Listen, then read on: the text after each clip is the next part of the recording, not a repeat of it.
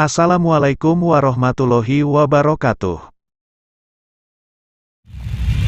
Kembali lagi di channel YouTube Generasi Milenial. Di video kali ini kita akan membahas tentang sejarah yang tersimpan antara Pulau Lombok dan Pulau Bali. Sebelum masuk ke pembahasan, jangan lupa like, komen dan subscribe, dan jangan lupa untuk menekan tombol lonceng notifikasinya, agar kamu tidak ketinggalan video-video terbaru dari channel ini. Di antara sumber sejarah yang bisa digunakan untuk menjelaskan asal-usul dari Lombok adalah Babat Lombok. Menurut Babat Lombok, kerajaan tertua di Pulau Lombok bernama Kerajaan Laek.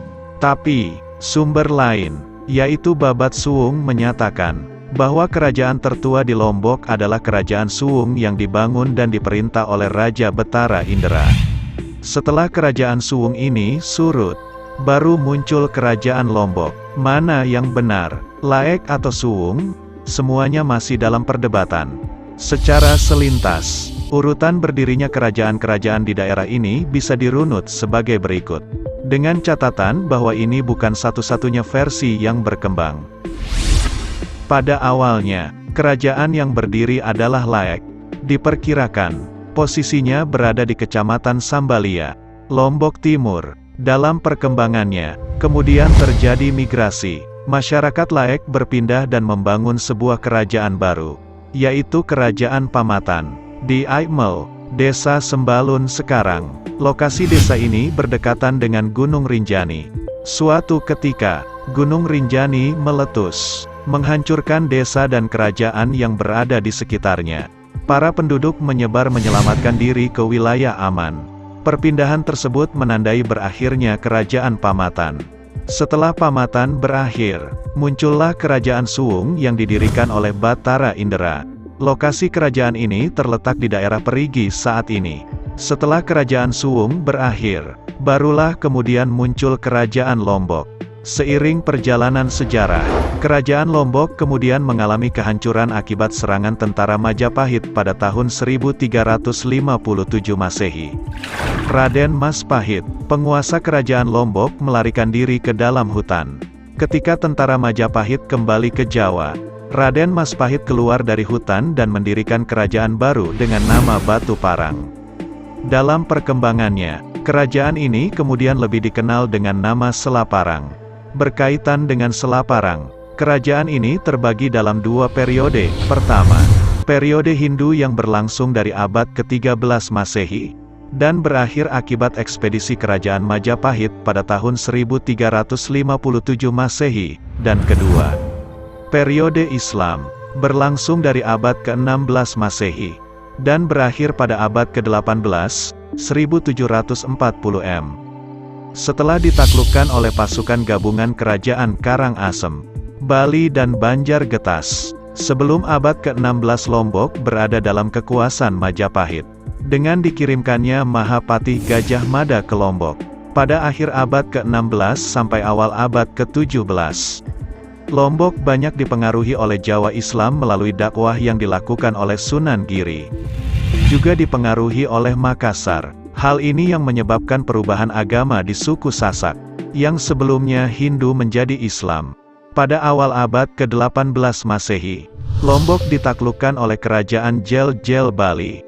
Peninggalan Bali yang sangat mudah dilihat adalah banyaknya komunitas Hindu Bali yang mendiami daerah Mataram dan Lombok Barat. Beberapa pura besar juga gampang ditemukan di kedua daerah ini.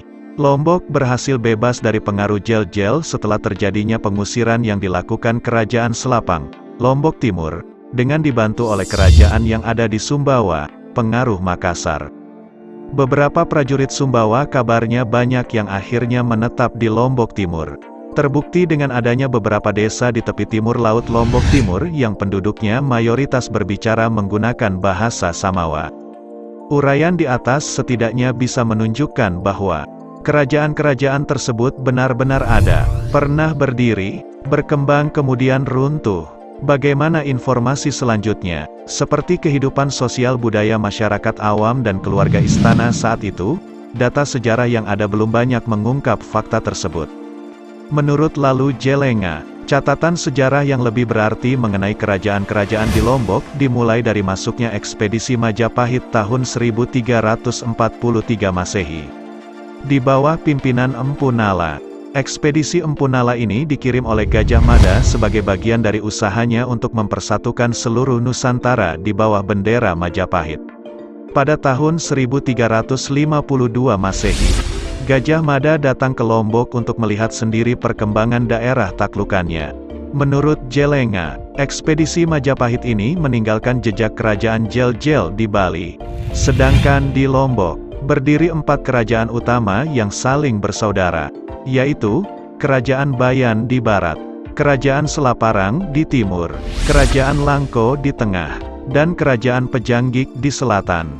Selain keempat kerajaan tersebut, terdapat beberapa kerajaan kecil, seperti Parwa dan Sokong Samarkaton, serta beberapa desa kecil, seperti Pujut, Tempit, Kedaro, Batu Dendeng, Kuripan, dan Kentawang. Seluruh kerajaan dan desa ini takluk di bawah Majapahit. Ketika Majapahit runtuh, kerajaan dan desa-desa ini kemudian menjadi wilayah yang merdeka.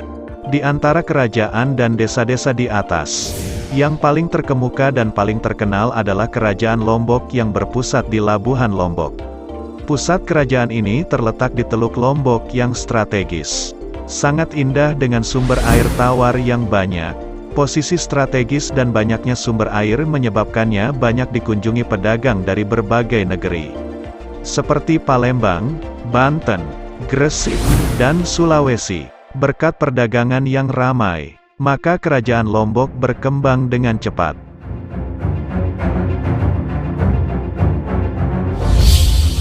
Itulah sejarah yang tersimpan antara Pulau Lombok dan Pulau Bali. Semoga pembahasan di video ini dapat menambah wawasan kita untuk lebih mengenal sejarah yang ada di negeri kita tercinta ini. Wassalamualaikum warahmatullahi wabarakatuh.